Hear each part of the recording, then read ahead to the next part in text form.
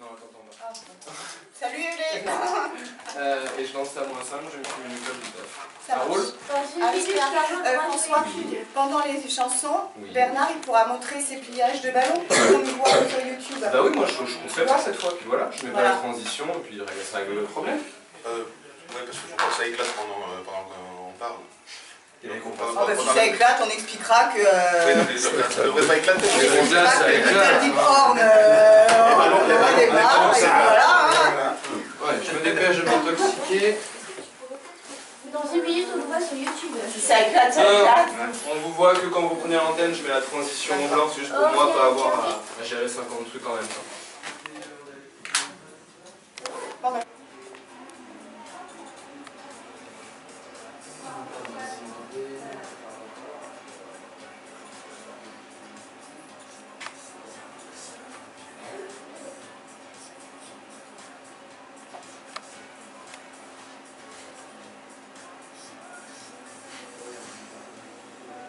C'est génial les ballons. Quand donc, le chef et le conseil des sages ils désignent avant le règne du chef, tu vois, avant qu'il y ait un accident, avant qu'il meure de maladie, tout ça, cette jeune, cette personne qui croit et voilà, qui doit penser. Bon, je vais te faire un grand coup. On s'assoit, on va commencer.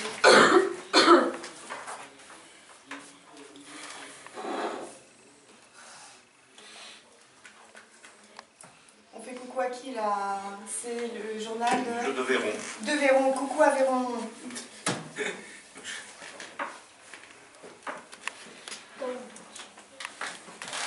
Ils peuvent être fiers quand même. On voulait un casque. Moi, je sais pas. Et il y en a un autre. François?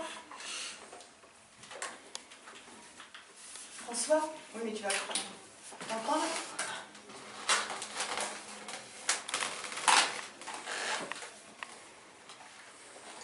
C'est bon? Enfin, je t'entends toi aussi, non? Je peux essayer, mais normalement, oui. Oui. J'entends pas celui-là. Ah. François? Où est-ce qu'il est Ce côté-là, ce côté-là. Moi, je touche à rien. Qu'est-ce qu'il fasse? Ah, c'est une oreille, t'entends pas? Ouais. Ben, il y en a un qui est... Ah, bah, oui, c'est il y en a un, normal. ouais. Ah, c'est bon. C'est bon, ouais. C'est bon.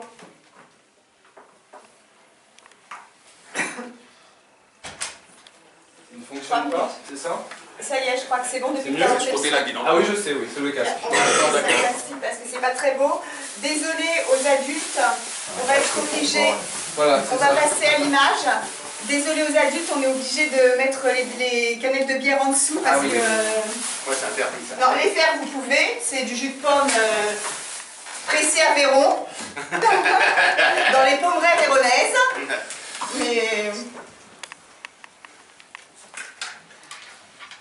Hop, je tourne l'eau, je fais le plein.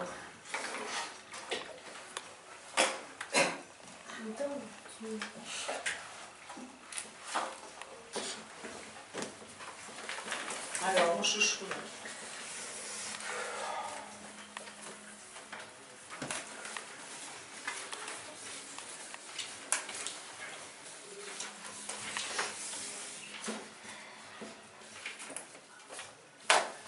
François?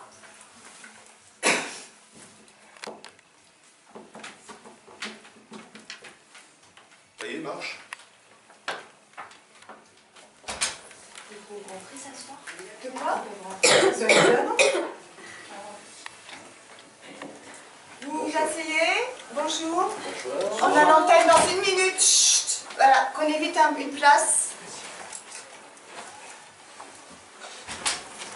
Sébastien. Bonjour. Oui, c'est peut-être Victoria, tu l'annonceras? C'est peut-être Victoria quoi? Non, son spectacle à la crêperie. Oui. Ah, Tu je me lances? dirai quoi. Tu me lances le truc? Ça te va? Allez, c'est parti. Salut les youtubeurs, regardez, on est gâtés aujourd'hui. Bonne ambiance Détendez-vous, sur hein. Fréquence Kids. Il y a les infos avant. Hein.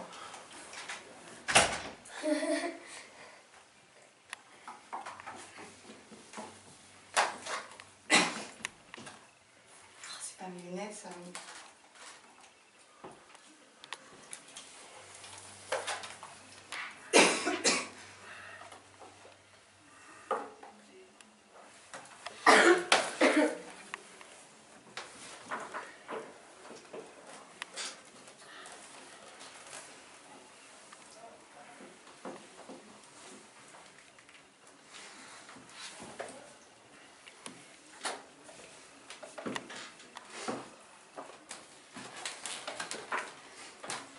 rien, vous parlez pas tout de suite, tout de suite.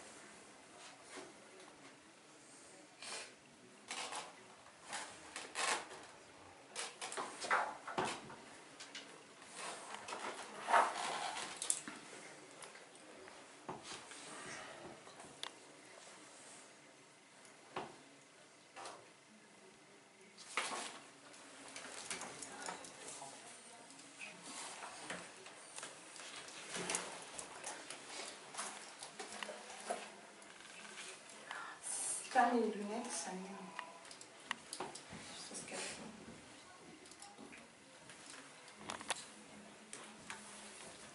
Allez, c'est parti.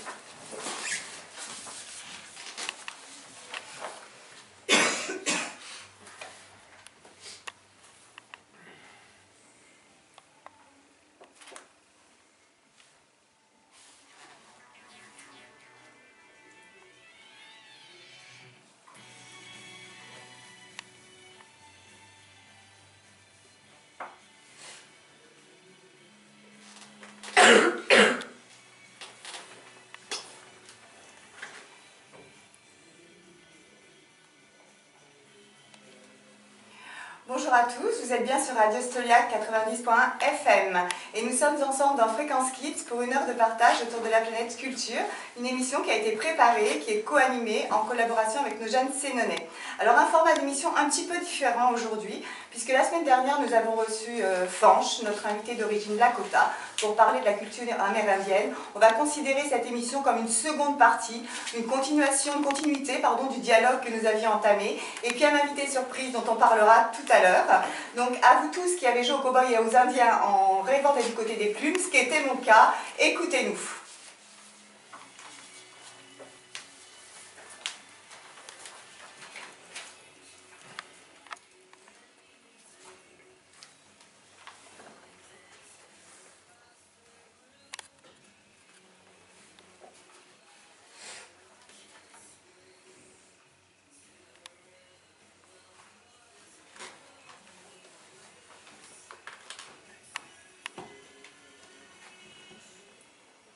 Alors voilà François, un petit point image aujourd'hui.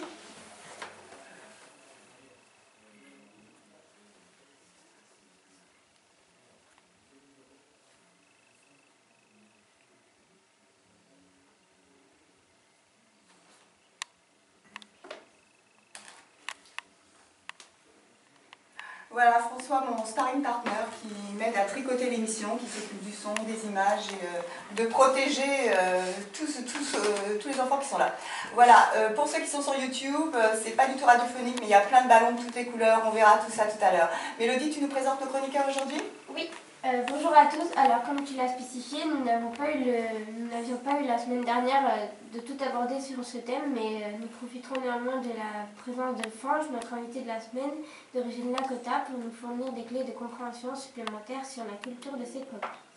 Maxence présentera la chanson que tout le monde aime à la maison et nous parlera de danse chez les Amérindiens. Comme chaque semaine, Emiliana, notre spécialiste, nous donnera l'étymologie de certains noms d'animaux. Je serai là pour la revue de presse. Ok, eh bien écoute Maxence, on revient sur une victoire cette semaine dans notre rubrique chanson de la famille, vas-y. Effectivement, après plus d'un mois de vote, les Energy Music Awards 2016 ont enfin délivré leur verdict le 13 novembre dernier. Au cours d'une cérémonie riche en émotions, les anciens candidats de The Voice ont été largement récompensés. Malgré l'annonce de leur séparation à la fin de leur prochaine tournée, les Frérots de la Vega restent les chouchous du public de la catégorie groupe duo francophone de l'année. Jérémy Frérot et Florian de la Vega, eux aussi ex-candidats de The Voice, remportent ce prix pour la deuxième année consécutive.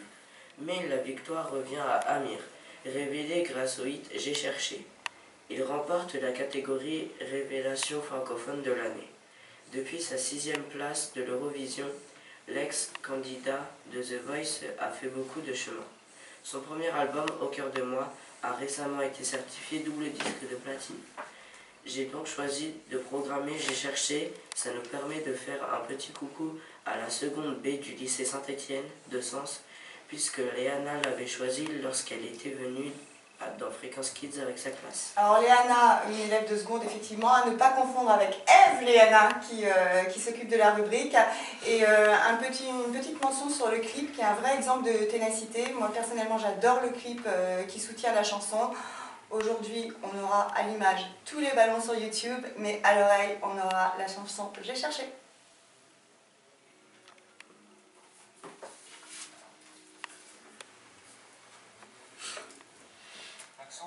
Oui. Ouais. Ok. Vous pouvez montrer si vous voulez. Non.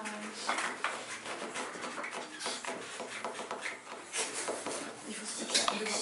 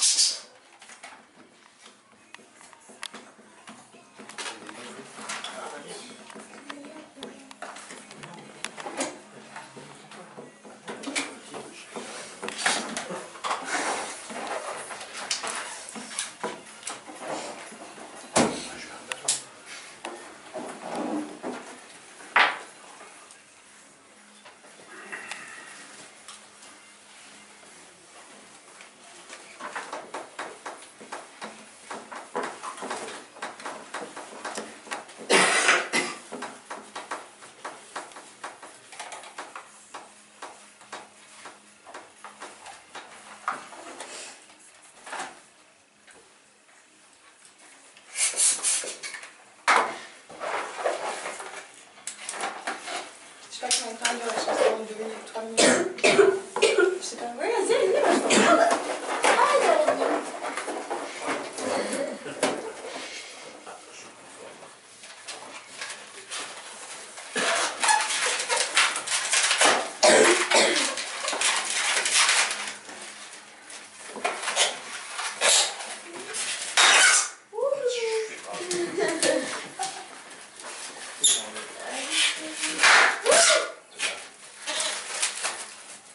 Elle n'aura pas beaucoup de pâte l'araignée. Justement, en fait, patine quand la musique est finie.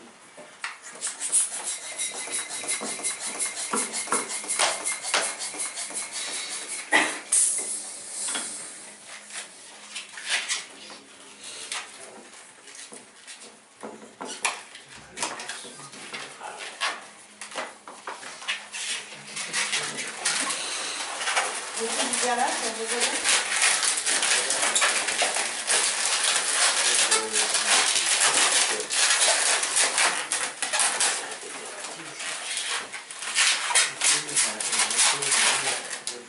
On se transforme en Patrick Sébastien.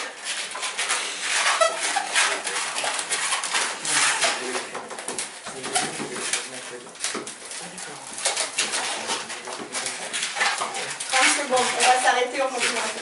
Merci beaucoup. C'est bien. D'accord.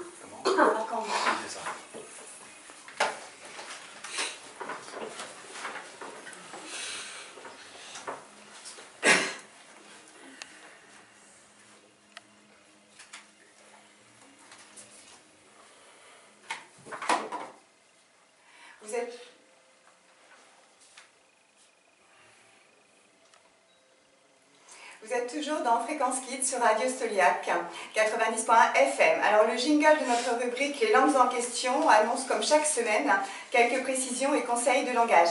La semaine dernière, Evliana, notre jeune chroniqueuse, a souhaité attirer notre attention sur la portée symbolique de certains attributs que nous associons à la représentation des Indiens d'Amérique, et puis que la culture occidentale ne sait pas forcément reconnaître. Du coup, on a mieux compris l'origine du langage des signes, qui est né de la nécessité de pouvoir communiquer entre communautés voisines, qui ne parlaient pas forcément la même langue. Et comme l'importance des peintures de guerre sur certains chevaux, elle était due au fait que lors des combats, les guerriers et chevaux ne faisaient qu'un. Et donc ce dernier arborait les mêmes symboles que le cavalier. Alors je t'avoue, Fanch, on en a un petit peu parlé, que juste après l'émission, Eve et Anna m'a appelé au sujet de la signification des plumes portées par certains guerriers. Mais t'inquiète pas, Evliana, tout est rentré dans l'ordre. On a tous compris, comme toi, qu'il ne s'agissait pas d'un trophée, que cela appartenait à une autre logique. Et ça a d'ailleurs permis à Fanch de nous apporter d'autres explications sur les différentes logiques de combat. J'aimerais d'ailleurs qu'il revienne dessus après ta chronique, un peu plus tard dans l'émission. Par contre, nous avions également reçu Mathias. Je lui fais un petit coucou. Mathias, il nous rejoindra dans l'équipe d'ailleurs. Un jeune scout qui nous avait expliqué que sa chef de meute s'appelait Aquila. J'ai imaginé que ce nom dérivait du mot aigle en latin, qui signifie Aquila, je crois en tout cas. Mais comme j'en étais pas tellement sûre, je t'avais demandé de vérifier. Alors bonjour Evliana, est-ce que tu peux me confirmer cela ou pas ?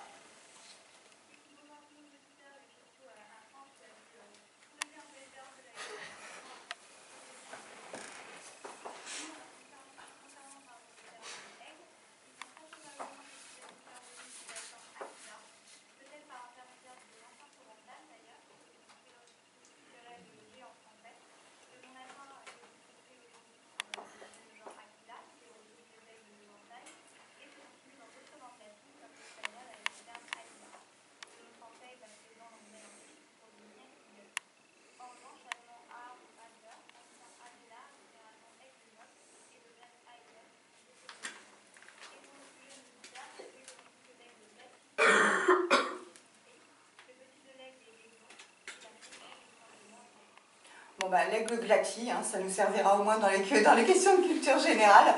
Ok, Evliana, merci beaucoup. Du coup, je crois que ça t'a donné l'idée de nous éclairer sur l'étymologie de quelques noms d'animaux parmi ceux que nous avons évoqués la semaine dernière. Alors, commençons par le chien qui accompagnait et aidait les Amérindiens lors des grandes marches.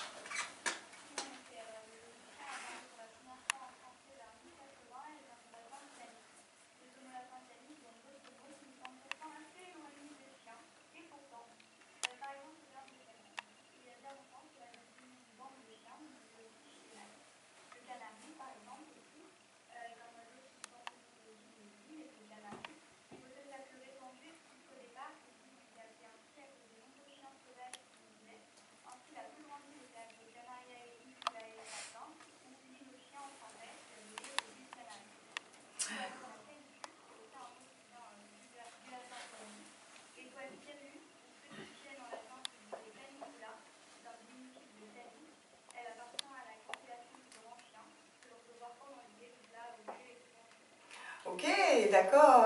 Et pour le cheval qui a succédé au chien suite à la réintroduction sur le continent américain par les Espagnols au XVIe siècle,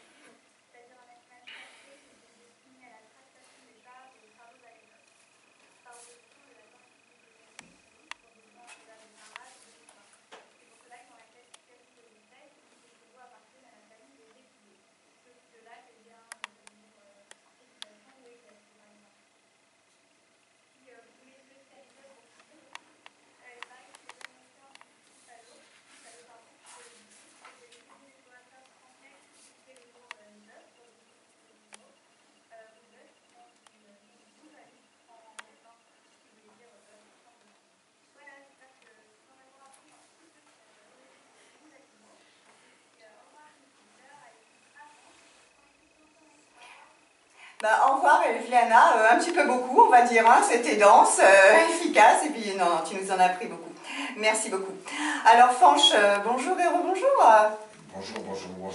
Ok, le seul invité que nous tutoyons, alors c'est exactement le contraire de l'habitude, on le tutoie par respect. en fait. Parce qu'on a tous tellement joué aux cow-boys et aux indiens que ça fait complètement partie de notre inconscient collectif, de notre construction. Les jeux d'enfance nous construisent et on s'est construit sur des mythes, des erreurs, des stéréotypes qui étaient dénués de vérité. Je voulais quand même te dire, Fange, que suite à ton émission, à ta participation à l'émission la semaine dernière, j'ai eu beaucoup de réactions de gens dans la rue, de gens que je connais, et ils ont tous été surpris bien sûr de ce que tu pouvais apporter comme élément de connaissance, mais ils te remercient. Ils m'ont tous dit que c'était une émission très riche et ils avaient, et qu'ils avaient adoré apprendre tout ce que tu avais appris, tout ce que tu leur avais appris. Voilà. Merci à eux déjà de nous écouter et puis d'avoir témoigné. Alors on va reprendre, pour être un petit peu pédagogique, très très vite le fil de ce qu'on a retenu de la semaine dernière.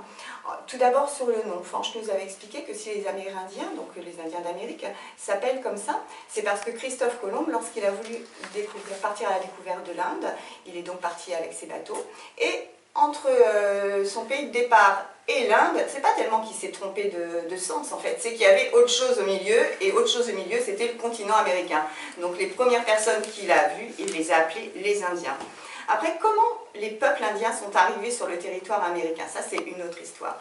Ils sont partis, donc l'Inde, de cette partie de l'Inde qui est située dans l'hémisphère nord, donc la partie du haut du globe terrestre pour les plus jeunes. Donc ils étaient asiatiques en fait, les peuples indiens au départ. Et il y a des milliers d'années, le détroit de Bering, qui est un bras de mer aujourd'hui, était gelé. Donc ça faisait une bande de terre glacée qu'ils ont pu emprunter, et en fait ils ont changé de continent sans le savoir, et ils ont commencé à pénétrer le continent américain. Ils sont d'abord installés sur ce qu'on va appeler sur l'Alaska. Ça a donné les communautés Esquimaux, Inuits, puisque Esquimaux vient d'Inuit. Enfin, Inuit c'est la traduction d'Esquimaux, c'est ça, Fanch? Inuit, c'est Inuit. C'est Inuit, c'est Inuit, oui, ok. Esquimau, c'est un mot occidental qui est inventé, quoi. Ok. Après, ils ont encore progressé sur les territoires. Certaines communautés se sont installées dans l'actuel Canada parce qu'ils se sont adaptés à ce que pouvait leur apporter le caribou avec la viande, la peau ou la pêche au saumon. Dont j'adore trop ce nom de tribu, la tribu saumon et cèdre. Ça me plaît énormément, je trouve ça trop beau en fait. Et après, suivant toujours les grands troupeaux, ils ont continué leur chemin et ils ont pénétré l'intérieur du continent vers les grandes plaines, et ils ont continué comme ça. Voilà très vite expliquer leur progression. Il faut bien comprendre, et ça Fanch avait insisté là-dessus, que les Indiens d'Amérique, ça ne veut rien dire en tant que tel, c'est un peuple constitué de plusieurs communautés, chacun ayant ses spécificités. Voilà, comme on l'a dit après l'intervention d'Aviana, est-ce que Fanch, tu peux nous réexpliquer en quelques mots, tu sais ce que tu nous avais dit la semaine dernière qui nous avait tous intéressés, parce qu'en fait on ne le savait pas sur les combats, tu sais les combats, il y avait des guerres territoriales, mais c'était pas oui. Oui, enfin c'est... alors comment... Donc l'art de la guerre n'était pas que pour... Non, on part du principe que... on va recommencer, ça y est, c'est parti. On part du principe que on est énergie et qu'un jour on est. Et on se rend compte très vite qu'on est prisonnier d'une enveloppe corporelle et que c'est qu'un passage et qu'après on va retourner à l'énergie. Alors en fait, ce qu'on appelle la guerre, qui n'a rien à voir avec la guerre occidentale ou les guerres qu'on peut connaître ici, ce sont des offrandes de son corps à la mort pour la narguer et pour montrer qu'on n'en a pas peur. Voilà. Donc déjà, partir en guerre, c'est narguer la mort et montrer qu'on n'en a pas peur. Et qu'en même temps, si c'est le moment de mourir, eh ben, on sera libéré de son corps et on va retourner à l'énergie première où on était avant de naître. Donc si je saisis bien, on ne faisait pas tout, enfin, les Indiens ne faisaient pas toujours la guerre que pour combattre et gagner des territoires. Non, pas du tout. Enfin, oui, il y a des moments où surtout quand il y a des territoires d'ailleurs entre parenthèses. Oui, voilà. Il y a des moments où il peut y avoir des guerres pour défendre un territoire parce qu'il y a un autre peuple qui a décidé qu'il allait s'installer là ou qu'il avait envie de migrer par là. J'avais expliqué la dernière fois que par exemple les Lakota au départ étaient des peuples sédentaires qui habitaient dans la forêt mais il y avait à cet endroit-là, dans la région des Grands Lacs, il y avait le riz sauvage, et le riz sauvage était une denrée commerciale très importante, et donc il y avait effectivement une espèce de domination sur le riz sauvage. Bon, les Lakotas sont mis à migrer pour éviter d'être un peuple qui disparaisse, parce qu'il y avait un autre peuple plus puissant qui essayait de prendre le dessus et de contrôler l'exploitation du riz sauvage. Bon, voilà, donc effectivement, de temps en temps, il y a des bagarres pour essayer de survivre, mais autrement, après, ce qu'on voit à Hollywood, ou les Indiens et les scalps et tout ça c'est une aberration, ça n'a jamais existé comme ça. D'accord. C'est l'homme blanc américain qui a inventé tout ça. Qui a conceptualisé et formaté pour les films, pour les oui, voilà, certaines propagandes. Et puis aussi pour justifier un génocide. Alors justement, génocide, parlons-en. On va reparler de ton album Compilation, de ton groupe Warpony. Voilà, un album qui n'est pas un album de chansons comme on a l'habitude de les écouter sur les autres radios. Les chansons ne sont pas formatées. Comme c'est écrit sur ton album, cet album est composé de chansons qui forment un manifeste. Je vais juste lire le préambule. En langue lakota, Hokahe signifie bienvenue. C'était aussi le cri de rassemblement et d'attaque. Là, je te laisse le dire. Tashunkawiko, qui veut dire Crazy Horse, cheval fou. Merci. Qui anéantit avec ses guerriers le 7e de cavalerie du général Custer à la bataille de Little Big Horn. Tatanka signifie bison. Près de 75 millions d'individus vivaient sur les plaines avant l'arrivée de l'homme blanc. Mais vers 1899, on n'en dénombrait plus que 256 sur tout le territoire des Elissa. Avant de continuer, merci de nous faire passer Crazy Horse. Il y a Victoria. On y va, allez. C'est là, la soirée. Bon courage. Bonjour, merci beaucoup en tout cas de m'accueillir. Vous passez juste faire un coucou, mais voilà, on en profite. Donc la prochaine date sur 100, ça sera le 9 décembre au restaurant qui est juste en face de la gare. Et le 10 décembre, on sera à Varennes-sur-Seine à la crêperie Fleury, pardon. Et les prochaines dates, c'est à suivre sur mon Facebook qui est Victoria Pop Songwriter. Merci Victoria, bah, écoute, on y sera, Fréquence Kids y sera, largement représentée. Et de toute manière, nous on suit ta carrière, hein, parce que tu es un talent en plein écho, en plein développement, et on a envie de pouvoir t'écouter chez nous tous les soirs, quand on le veut. Ok, on revient à Fanche. François, qu'est-ce qu'il y a? Yes. Merci beaucoup. Tu vois que tu es suivi, hein, Victoria. Démonstration en direct. Ok, merci beaucoup, Vic. On revient à toi, Fanche. Je le refais. Nous revenons à toi, Fanche. Voilà, est-ce que tu peux nous expliquer qui était Crazy Horse? Crazy Horse, c'est un chef de guerre qui, au départ, était un porteur de chemise. J'en parle là-dedans, c'est-à-dire que les porteurs de chemise, c'était ceux qui représentaient le peuple. C'était presque comme des sages. Et il y en avait au maximum 7. Et chaque membre du peuple donnait une mèche de cheveux qui était ensuite accrochée à sa chemise en peau. Et donc il portait le peuple sur lui. D'accord. Voilà. D'accord. Ensuite, Crazy Horse, quand le 7e de cavalerie, les Blancs ont commencé à violer la frontière et sont rentrés dans les territoires indiens où les présidents américains avaient dit que cette frontière était inviolable et qu'à l'ouest de la frontière, c'était les territoires indiens et que jamais ils iraient. Puis un jour, ils ont trouvé qu'ils y allaient quand même parce qu'ils avaient besoin d'expansion et surtout aussi parce que ces territoires avant appartenaient à la France. Ça s'appelait la Louisiane et ça partait de la Louisiane, l'État de Louisiane, ça remontait sur toutes les plaines de l'Ouest, ça a remonté jusqu'à Québec. Et tout ça, ça appartenait à la France. Et c'est Napoléon Ier qui trouvait que cette Louisiane, il n'en avait rien à faire et qui a vendu ça pour une poignée de croutons aux Américains qui venaient d'avoir leur indépendance.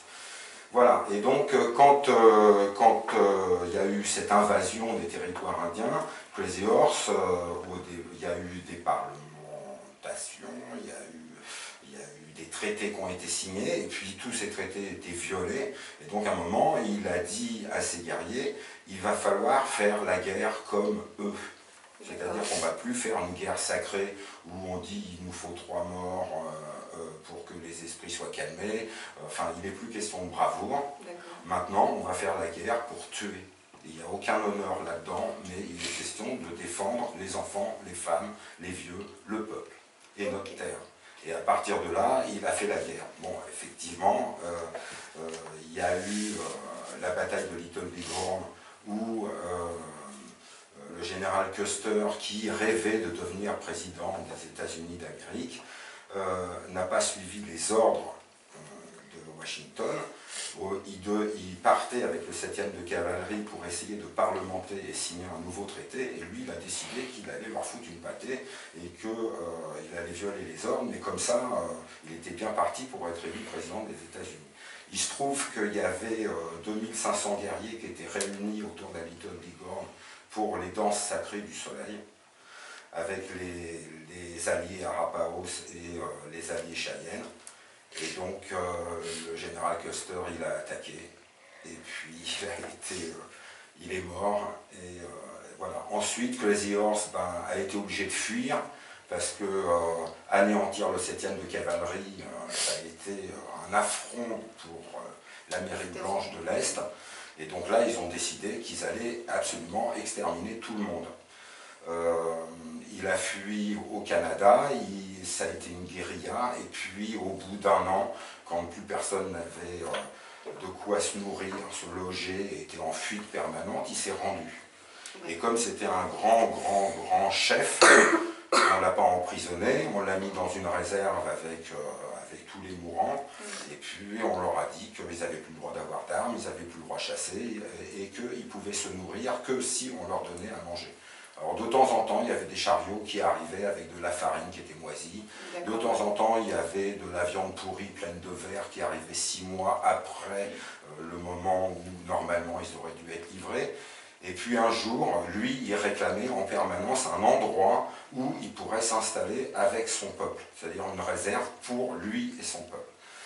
Et comme il avait une aura énorme, il était très dérangeant, et un jour, pour parlementer et pour avoir cette réserve, on l'a invité au quartier général qui était dans la réserve du Dakota, et lui, il est venu pour parlementer, alors qu'il n'était plus un guerrier, et quand il est rentré dans le fort, il s'est rendu compte d'un seul coup que c'était un piège et qu'on allait faire prisonnier. Et donc là, il a essayé de se défendre, et il y a un soldat qui lui a flanqué un coup de baïonnette dans les reins, et il a mis 24 heures à mourir. Voilà, ça c'est l'anecdote entre guillemets, le mot est très malvenu, en tout cas, ce qui a frappé l'esprit, donc ça, effectivement, d'accord. J'ai peut-être été un peu long, mais Crazy Horse, c'est... Non, mais c'est mythique, c'est la figure de référence, quoi, donc... Voilà. Il a toujours refusé d'être photographié, parce qu'il ne voulait pas qu'on vole son âme, et ensuite, son meilleur ami et son lieutenant de guerre a réussi à sortir le corps du fort, et on ne sait pas où ce corps est passé. On croit qu'il est dans Bear Butte, c'est-à-dire dans les Black Hills, les terres sacrées, mais on ne sait pas où est son corps a disparu. On n'a jamais su, il y a des descriptions de son visage, de son allure, mais on n'a aucune photo de lui. Et pour l'instant, depuis 40 ans, il y a un sculpteur, maintenant c'est son fils, qui est en train de sculpter pas loin les montagnes qui sont un affront dans les Black Hills, où il y a 4 têtes de présidents qui sont sculptées, Mount Rushmore, qui ont été sculptées dans les années 30 pour redonner de la grandeur à l'Amérique au moment de la grande crise économique. Et ces terres sacrées, c'est-à-dire les Black Hills, dans le cœur des Black Hills, on a sculpté 4 têtes de présidents américains, ce qui est vraiment l'affront définitif.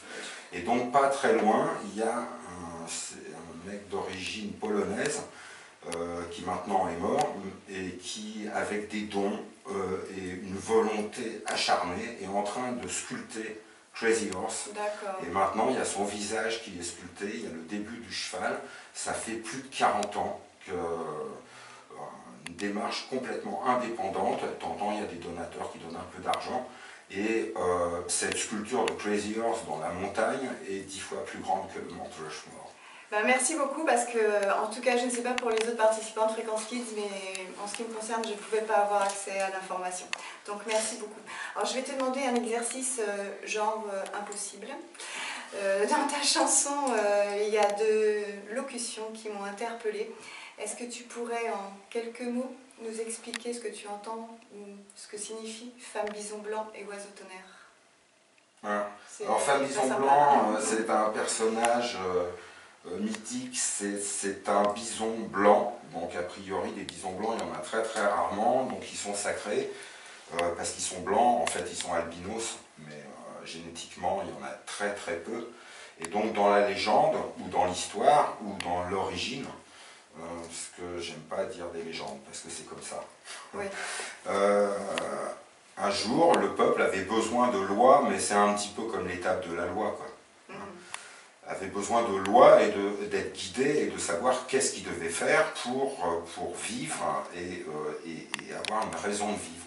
Et donc, femme bison blanc, c'est un bison blanc qui est arrivé vers le campement du peuple, qui s'est transformé en femme, et donc il y a une relation avec Étoile du matin, enfin, bon, voilà. Mon prénom Étoile du matin, on en a parlé la semaine dernière.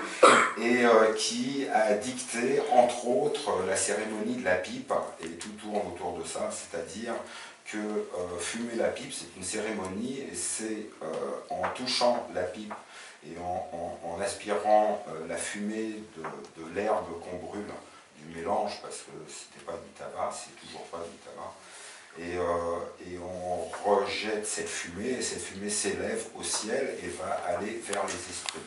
Et cette cérémonie de la pipe, c'est tout le discours qu'on va avoir entre les humains qui sont coincés au sol et qui ne peuvent pas voler, et qui vont aller, à travers la fumée de la pipe, rejoindre les esprits voilà. Enfin, entre autres, Femme Bison Blanc, et puis elle a dit plein d'autres choses, elle leur a dit plein d'autres choses.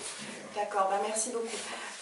Les oiseaux tonnerres, ce sont les messagers de Wakan Tanka, le grand mystère, c'est-à-dire l'énergie qui vient du ciel, et qui peuvent être aussi sympathiques que extrêmement dangereux. D'accord. Voilà. Et le symbole des oiseaux tonnerres, ce sont les hirondelles. Ok, très bien, merci énormément Fanche. On structure l'émission toujours avec une revue de presse ou une revue d'actu. Mélodie, je pense pas qu'on va tout de suite s'intéresser à l'événement que tu voulais relever. Okay. On va, je pense, passer le second titre de ton album, Fanche, qui est Terre brûlée et barbelée. On en reparle après avant de recevoir notre dernière invité. On la fait pas? Non. Merci. Des belles pommes. Ouais, si,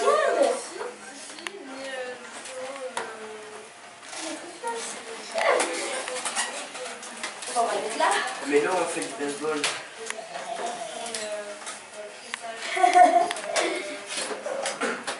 Moi, je suis dans ma chanson.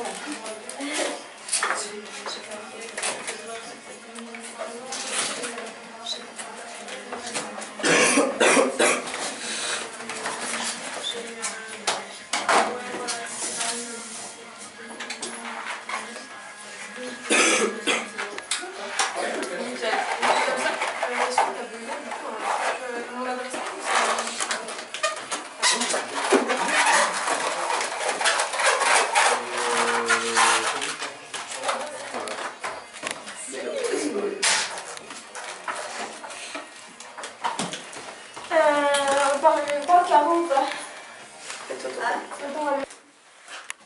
Bah, vas-y, parce que...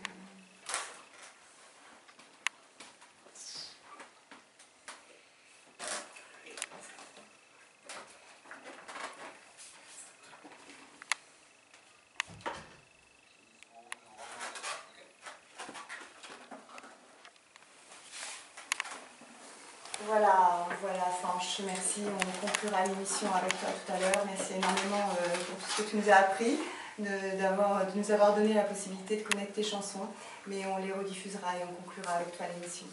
Alors effectivement, l'enjeu de la vie, c'est bien ça, c'est de quel côté naît-on? On ne choisit pas. Et puis il y a des côtés de terre dans lequel on fait la fête. C'est le cas du nôtre, du moins pour la plupart d'entre nous. C'est pour ça que nous sommes accompagnés aujourd'hui par Bernard Cornu, qui est sculpteur de ballons. Alors effectivement, les youtubeurs peuvent voir plein de ballons sculptés, des cœurs, des fleurs, des pommes, des épées décoratives, bien sûr, des araignées. Voilà, Bernard, bonjour d'abord. Bonjour. Alors, est-ce que vous pouvez nous expliquer un petit peu comment vous avez appris tout ça, comment c'est venu, comment on l'apprend, Bah, si d'autres veulent le faire. Je fais du ballon depuis 4 ans, mais je suis artificier de base, enfin depuis 2000.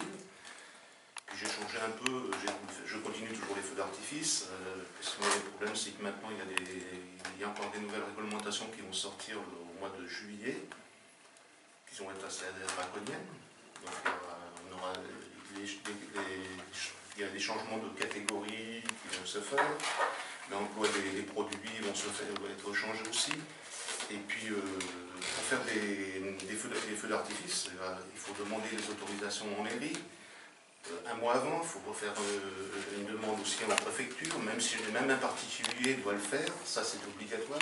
Oui, alors c'est bien de le rappeler, on ne fait pas n'importe quoi chez soi, on est bien d'accord. Oui. Et est-ce que vous pensez que cette réglementation, en fait, au-delà des événements malheureusement qui impactent les autorisations, la délivrance des autorisations, elle est aussi liée à l'emploi de certains produits qui pourraient ne pas ménager l'environnement? C'est dans quelle logique en fait? Moi j'ai quand même eu 3 copains qui sont décédés dans un feu d'artifice, donc ça marque quand même. Hein. C'est vrai qu'il faut une réglementation. Hein. 2010 il y a eu une réglementation, en 2017 il y a encore une nouvelle réglementation. Et même chez vous maintenant, il faut l'autorisation de la mairie, et encore la mairie. Certaines mairies n'autorisent pas les feux d'artifice sur la commune. Alors justement, je profite de votre venue parce que, en tout cas, moi c'est ça le message que j'aimerais délivrer aussi sur Fréquence Kids, c'est ne faites pas n'importe quoi chez vous en fait. C'est exact. C'est dangereux. Alors lorsque c'est pris en charge de manière extrêmement codifiée, avec des professionnels, on est sans risque, rassurez-nous. Est-ce qu'on a un risque lorsqu'on va avoir un feu d'artifice? Parce que c'est la peur de certains, hein, qu'il y a des flammes mèches qui retombent dessus. Oui, mais enfin, il y a des distances de sécurité à respecter avec les produits. Si vous voulez, moi si une personne vient me demander un feu d'artifice pour le faire dans son jardin, je vais aller avec mon appareil photo, je vais prendre des camètres, je vais mesurer toutes les distances, je vais regarder chez le voisin s'il n'y a pas un tas de paille ou s'il y a une citerne ou il y a quelque chose. Et je dirais oui ou non, je fais le feu. D'accord. Alors, est-ce que justement, parce qu'on le voit, ça se fait beaucoup dans les mariages maintenant, en fait, comment les gens peuvent contacter des professionnels pour pouvoir commander un feu d'artifice? Ça, il faudrait soit c'est la préfecture qui délivre, parce que nous on a une liste, en fait, oui, des professionnels. Parce que moi j'ai un agrément, et un agrément c'est tous les 2 ans. Si pendant les 2 ans je fais une faute ou un truc comme ça, je perds mon agrément. Donc on est sûr que lorsqu'on a affaire à des professionnels agrémentés, oui. On est sûr qu'on est en sécurité et qu'on va pouvoir avoir une prestation qui met en sécurité les invités, nous-mêmes, les bâtis. Oui, c'est exact. D'accord. Et c'est combien de temps de préparation un feu d'artifice? Vous allez me dire, ça dépend enfin. On peut, je sais pas, écoutez, je vais vous un exemple. Je fais un feu d'artifice dans une petite commune là pour le 13 juillet, ça fait 3 ans que je le fais. Vous pouvez la citer hein? C'est Villiers, oui. Je fais ce petit feu d'artifice pour une certaine somme. Je mets 4 heures de montage, j'ai quand même une préparation à faire, mais j'ai 4 heures de montage. Après, il faut quand même faire attention à ce qu'on fait, et puis il y a le transport, il y a tout ça, donc maintenant, c'est le transport, on n'a plus le droit de transporter ça, il faut que ça soit envoyé directement à la mairie, enfin bon, il y a des... Moi, il y a quelque chose que je me suis toujours demandé, dans la tête d'enfant qui n'a pas grandi, comment ça marche, les feux d'artifice, quand la terre est mouillée et qu'il a plu, comment le feu prend? Ah mais de toute façon, nous tous les paquets, enfin tous les paquets, les mortiers, les batteries de mortiers, tout ça, elles sont bloquées dans des sacs poubelles, des sacs plastiques, enfin c'est filmé et tout. Donc il n'y a aucun risque, il peut pleuvoir, on tirera quand même. Comment on obtient du rouge? Comment on obtient une couleur rouge? Oui, une lumière rouge. Ah, bah ça, rouge, c'est des poudres, des bah poudres justement, mélangées. c'est quelle poudre? Mais je peux pas vous le dire là. Ah, zut, j'ai pas réussi mon coup là. D'accord. Ok. Et le coût minimum d'un feu d'artifice pour un particulier? Bah, un particulier, à partir de 600 €, vous avez un beau petit feu d'artifice qui dure 5 minutes. Donc c'est quand même déjà bien pour un mariage, c'est bien. D'accord. Eh bien, écoutez, je vous remercie pour ces renseignements. On vous réinvitera, on vous recevra de nouveau afin que vous puissiez développer tout cet art. Finalement, c'est un art, on peut le considérer comme un art. De toute façon, il y a des réglementations là-dessus, il y a des réglementations sur les ballons aussi. Tout à fait. Il y a beaucoup de choses et je pourrais en parler sur les ballons. En tout cas, merci beaucoup. Pendant toute la diffusion des chansons, les youtubeurs peuvent vous voir sculpter les ballons, c'est assez impressionnant. Je vous remercie beaucoup. Vous reviendrez nous expliquer tout ça et développer tous vos savoirs. Je vais me tourner vers Fange parce qu'on approche, je vous en prie, on approche de la fin de l'émission. Pour un sujet un petit peu plus grave, parce que c'était compliqué pour moi de conclure sur une note de gaieté, en fait, vu la profondeur de ce qui avait été échangé. Voilà, est-ce que tu peux nous dire un petit peu quelle est la vie dans les réserves aujourd'hui et en particulier l'avenir des enfants? Aujourd'hui, dans une réserve, par exemple à Pine Ridge, Dakota du Sud, il y a un habitant sur deux qui a l'eau courante. La plupart habitent toujours dans des trucs très rudimentaires, des mobil-homes, des caravanes. Mais ça s'améliore quand même. Parce qu'il y a une reprise de pouvoir, qu'il y a toute une génération qui s'est américanisée pendant un moment pour aller faire des études, d'avocat, de médecin, de tout ce que tu veux, et qui ensuite ont dit merci bien l'Amérique, et maintenant je retourne dans la réserve parce que ce que j'ai appris, c'est pour pouvoir m'en servir pour servir mon peuple. Donc depuis un certain temps, il y a de l'argent qui rentre, il y a des dispensaires, on a droit à la médecine, enfin ça s'améliore.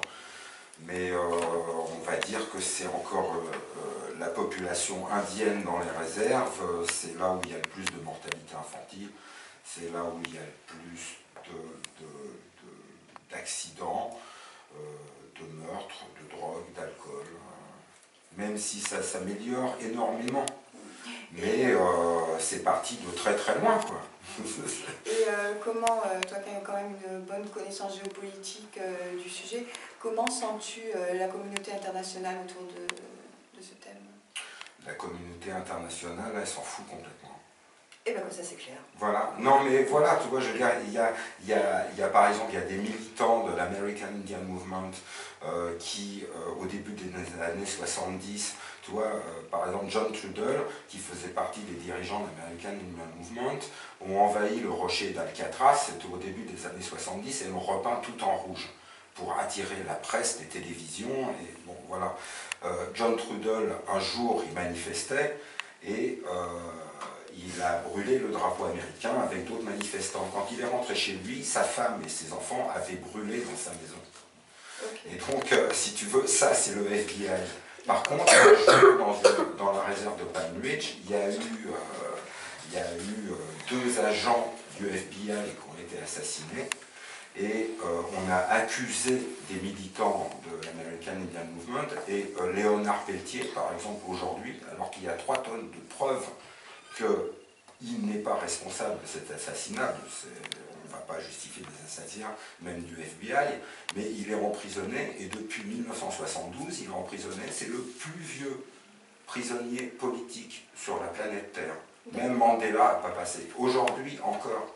Et si tu veux, il y a des demandes de revoir son procès, il y a plein de preuves que toutes les preuves que soi-disant c'était lui ont été manipulées par le FBI, mais si on refaisait un procès, on serait obligé de montrer que le gouvernement américain a manipulé avec des fausses preuves. Et donc ça c'est inadmissible pour l'Amérique, donc il mourra en prison alors qu'il n'a jamais commis ce meurtre. Voilà où on en est, si tu veux. Et puis c'est vrai que le problème de l'Amérique blanche, c'est qu'ils n'ont jamais voulu se mélanger avec les Noirs. Par contre, les Rouges, c'est le péché originel, ils étaient là avant qu'ils arrivent, et donc ils ont toujours voulu assimiler les rouges pour que les rouges deviennent soi-disant américains, mais qu'ils oublient qu'ils étaient là. Oui, d'accord. Voilà, voilà. Donc, et ce problème, il continue d'exister, et il n'est pas prêt d'être fini, parce que effectivement, quand on parle des minorités aux États-Unis, quand on dit que dans 30 ans, les Blancs seront une minorité par rapport aux Hispanos, les Indiens d'Amérique du Nord, tu vois, ils étaient comme les bisons, 75 millions d'habitants. En 1900, ils n'étaient même pas 1 million. Ça veut dire qu'il y a quoi? Il y a 99,5% de la population qui a été exterminée. Hein, et donc on est très très peu. D'accord. Bah écoute, sur Fréquence Très Kids... peu, il n'y en a rien, quoi. Ok, merci Fanche. Sur Fréquence Kids, on est là pour être une émission de partage culturel, intergénérationnel. C'est très difficile pour nous d'accepter l'oppression d'une population par une autre. Mais attention, je voudrais dire quand même Oui. quelque chose. C'est-à-dire que là, c'est des trucs très sérieux. Tu m'as posé des questions où, à la rigueur, on va se dire, putain, c'est épouvantable et dramatique. Nous savons rien, Oui, nous savons faire oui, la fête, non. nous savons vivre et nous Oui. savons être heureux. Mais Fanche, Moi aussi. bien sûr, Fanche, absolument. C'est simplement que nous, on n'a pas beaucoup l'occasion de rencontrer des gens avec qui on peut en discuter. Et c'était important pour nous que tu nous apportes les éléments de connaissance que nous, on ne pouvait pas avoir. Sinon, on s'imagine bien voilà, que les enfants seraient aussi. Mais si les gens ont envie de se renseigner, tu vois, par exemple, dans le Dakota du Nord, pour l'instant, il y a aussi des Indiens d'Amérique du Nord au Dakota du Nord qui ne sont pas des Lakota et qui sont en train de se battre avec les gaz de schiste et le pétrole de schiste.